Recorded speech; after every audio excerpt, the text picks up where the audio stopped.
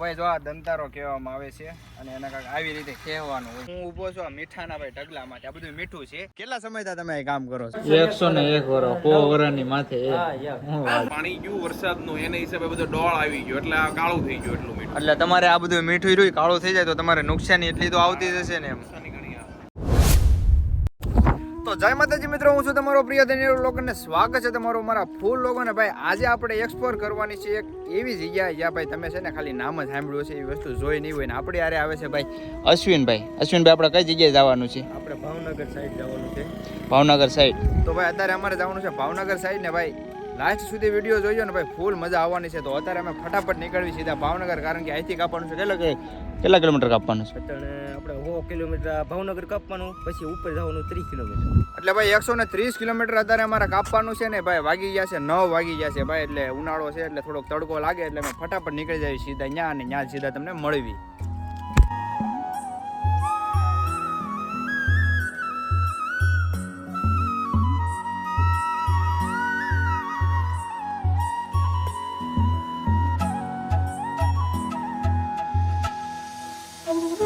તો ભાઈ અત્યારે નારી ચોકડીએ પૂગી ગયા છે ને ચા પાણીનો ઓર્ડર લીધો છે. 2 કલાકમાં ભાઈ આપણે 80-90 કિલોમીટર કાપ્યો છે. અહીંથી કાંઈક 30 કિલોમીટર જેવું છે. તો અત્યારે ભાઈ નારી ચોકડીએ ઊભા છીએ. ત્યાંથી હવે જવાનું છે સીધું આપણે લોકેશન. તો ભાઈ અત્યારે અમે જઈએ છીએ સીધા અમારા લોકેશનમાંથી ને અત્યારે ભાઈ ડ્રાઇવિંગ કરશે ભાઈ અશ્વિનભાઈ બેડીવાળા. ભાઈ બેડી પીવા તો એને જોઈ છે. જો ભાઈ ગાડી લાલ કરી દીધી છે. ગાડી આપણી 400ની સ્પીડ હાલે એટલે સીધા જઈ હાલો મળવી જ ત્યાં આપણે.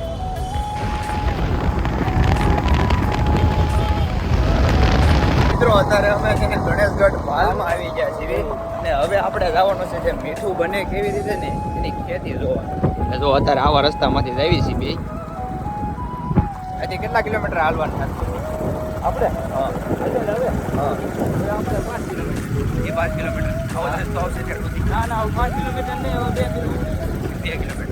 2 કિલોમીટર હાલવાનું છે ને પછી આપણે એન્જોય કરવાનું છે મીઠું કેવી રીતે બને આપણે ફટાફટ જઈએ. વરસાદ થયો ને હા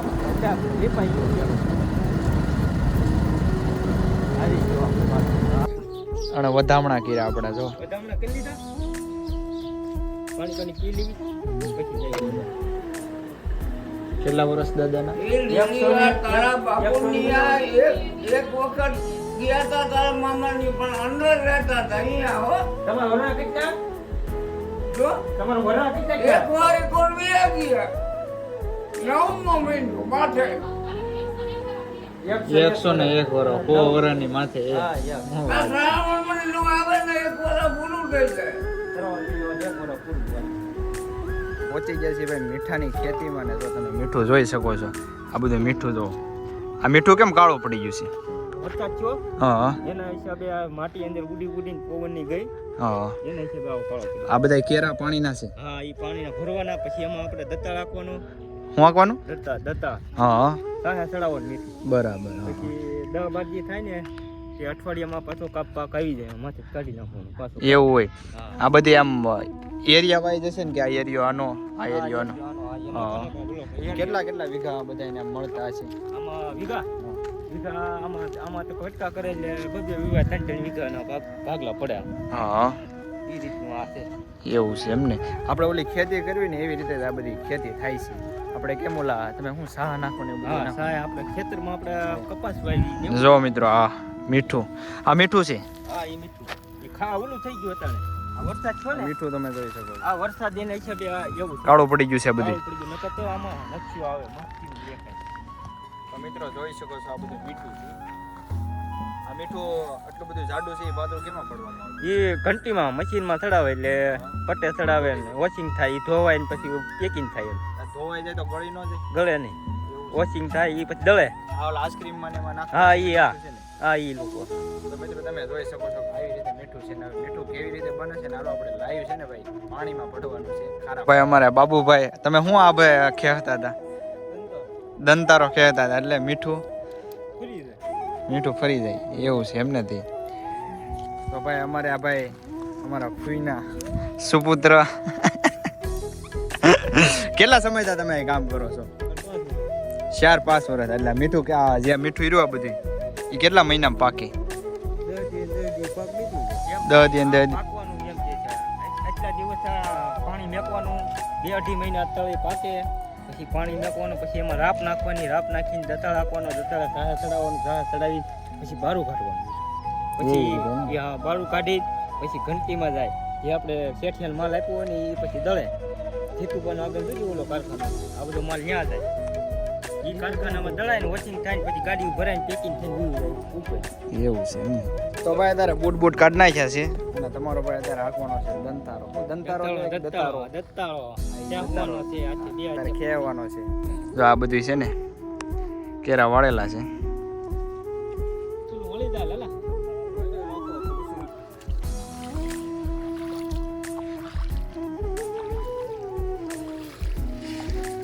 ભાઈ જો આ દંતારો કહેવામાં આવે છે અને એના કારણે આવી રીતે ખેવાનું હોય છે. આમ આમ કરી જવાનું, આમનામાં જ ખેવા જવાનું. એક ધારો નહીં, આમ આમ હલે છે મારે. હા, બલાસામાં. હા જો આમ આપવાનું, એ રીતે આપવાનું એટલે રેડી હાલ્યો છે.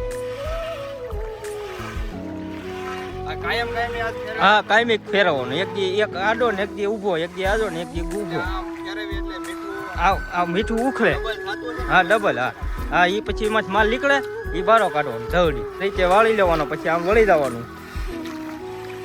ઓલા ટ્રેક્ટરની ઘોડે હા વળી જવાનું જોઈ આમ બસ. એટલે દતાળે હેઠે હેઠે નહીં અડવા દેવાનું. હવે પાછું ટ્રેક્ટરની ઘોડે હા વળી જવાનું, પછી આ સાહે ચડાઈ જવાનું મીઠું. તો ભાઈ મહેનત તો પૂરેપૂરી છે. આપણા બીજા સાહની હારે અડાડજો. હા બીજા સાહે ને હારે લઈ લો, અહીંથી પડખે ને પડખે હેંચ્યા જવાનું, બસ એમાં ચડાઈ ગયો. ખાલી એક જ ઓલી આવી જોઈએ હળી, હા હા. એટલે રેડી સાહે છે. કેરો એક નંબર પડે. હા હા કેરો એક નંબર પડે. તો મિત્રો જો અત્યારે છે ને હું ઊભો છું આ મીઠાના ભાઈ ઢગલામાં. આ બધું મીઠું છે પણ છે ને ભાઈ વરસાદના લીધે છે ને આ બધું કાળું પડી ગયું છે. નકર તો કહેવાય છે કે આંખે ન ખુલે આપણી, એવું છે. આ બધું મીઠું છે. તો હજી આ તો શરૂઆત છે ભાઈ. હજી તો મોટા મોટા ઢગલા તો આપણે જોવાના બાકી છે. જોવો મિત્રો, આ બધું છે. એક રેકોર્ડો તમને દેખાડું છે. આ ભાઈ આ બધું મીઠું રહ્યું ને એ આના દ્વારા કાઢવામાં આવે છે. આ કેવી રીતે કાઢવામાં આવે? નાખી દેવાનો અંદર, પછી આ પાછો ખેંચીને લઈ જવાનો, પછી આમ કુકડી ખેંચીને પછી આમ લાવવાનું, આમ વાતો કરી નાખો. એ રીતે આવી રીતે ભાઈ બધું મીઠું છે ને એકત્રિત થતું હોય છે. આ રીતે કાઢવાનું, પછી આ રીતે આપણે ઊભું રહી જવાનું, પછી પાછું દવડીને પાછું અંદર લઈ જવાનું, પછી આ રીતે રાખો એટલે ગારો ન આવે એ રીતે આપણે. ઓ વાત છે. તો ભાઈ અલગ જ નજારો છે ભાઈ, કાંઈ ઘટે નહીં એવો. તો અત્યારે તમને દેખાડું એક ડિગ્રી જે ભાઈ મીઠું પકવવામાં કેટલી મદદરૂપ થતું હોય છે. અને અમારે ભાઈ જો ભાઈ અત્યારે દંતારો ખાઈ રહ્યા છે. પાણી તો હાવ ખાલી થઈ ગયું. એમાં પાણી મેકો નહીં, પડેલો છે, કાઢ્યો માલ આ રીતે. એવું છે. હા વાળેલો છે. હવે હાલો આપણે એક ડિગ્રી દેખાડું. આ ડિગ્રી છે એમ ને? આ ડિગ્રી આપણે પાણી માપવાનું, આ પાણી માપીને મેકવાનું પાણી ડિગ્રી. હા હા. જેટલું મેકવું એટલું પાણી મેકવાનું, 10 ડિગ્રી 5 ડિગ્રી 15 ડિગ્રી. એટલે આમાં ખબર પડે કે મીઠું કેવી રીતે બનવાનું છે. તો ભાઈ આવી રીતે કાંક આ ડિગ્રી મેકતા હોય છે મીઠાવાળા, અને આવી રીતે ભાઈ એનું માપન થતું હોય છે મીઠું કેવી રીતે બને. તો અત્યારે અમે જઈએ છીએ મોટી મીઠાની ફેક્ટરીમાં. આપણે ક્યાં જઈએ છીએ અત્યારે? મોટા કારખાના. મોટું કારખાનું કહેવાય. આપણે તો ભાઈ ફેક્ટરી કહેવામાં આવે, કારખાના છે. અને અત્યારે ત્યાં જ આવી છીએ. આ બધું મીઠું છે એ બધું એકત્રિત ત્યાં થાય છે. હા આ બધું ન્યા છે. એવું છે. નાના કારખાનાનો માલ એ બધો ન્યા ભેગો છે. અત્યારે ત્યાં જ આવે ને ત્યાંનો માહોલ તમને દેખાડવી. તમે જોઈ શકો છો આ ફેક્ટરી છે આખી મીઠાની. કારખાનું છે. અને આયા કેવી રીતે સપ્લાય થાય છે ને કેવી રીતે મીઠું ઓલું બનતું હોય છે ને શું થતું હોય છે ને આપણે અંદર જઈને જોઈએ. આપણને ભાઈ એટલી બધી કાંઈ ખબર નથી. મિત્રો આવી કાંઈક ફેક્ટરી છે, તમે જોઈ શકો છો કે મીઠું આમાં બધું ધોવાતું હોય છે ને આ બધા જો પેકિંગ થાય છે અને આમાંથી થઈને બધું ધોવાય છે મીઠું.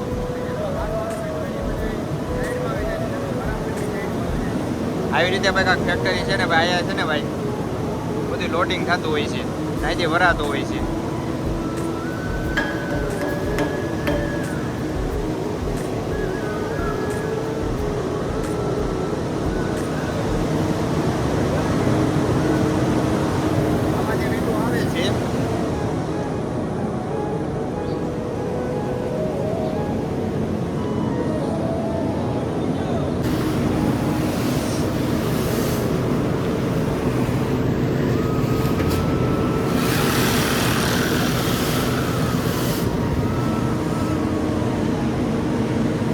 તો મિત્રો આપણે જે અંદર જોયું ને એ મેન આપણે જ્યાંથી મીઠું આવે છે ને એ મીઠાના ઢગલે તમને લઈ જાવશું, જોઈ લો તમે.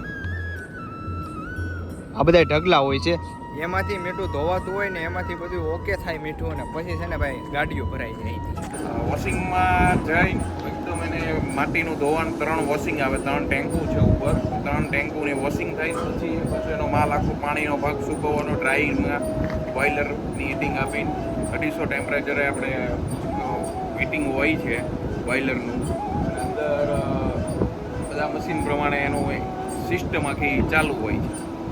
અને જે આ મીઠું રહ્યું બધું એ અલગ અલગ થઈ જતું હશે, જે સારું છે એ ભાગે સારું અને અલગ છે અલગ, પછી માટી બધું અલગ જ નીકળી જાય. બરાબર. વોશિંગમાં બહાર આવી જાય. પણ આ મીઠું એટલું બધું ધોળું ને આ મીઠું કેમ એટલું બધું કાળું લાગે છે? વરસાદ પછી આ જે વરસાદ આવી ગયો ને અત્યારે એમાં આખી આ સિઝનમાં બધાને ક્યારામાં જે આ પાણી ગયું વરસાદનું એને હિસાબે બધો ડોળ આવી ગયો એટલે આ કાળું થઈ ગયું એટલું મીઠું. એટલે તમારે આ બધું મીઠું રહ્યું કાળું થઈ જાય તો તમારે નુકસાની એટલી તો આવતી જ હશે ને એમ. નુકસાની ઘણી આવે. બરાબર.